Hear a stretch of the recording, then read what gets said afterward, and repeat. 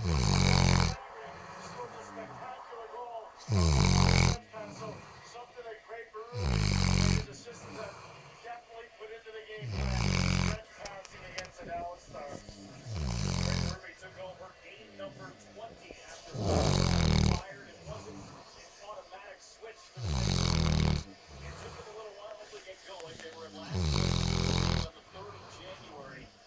Jordan Binnington made his NHL debut on January 7th. Things started to come together, and nobody in the Western Conference picked up more points from January 1 on. The St. Louis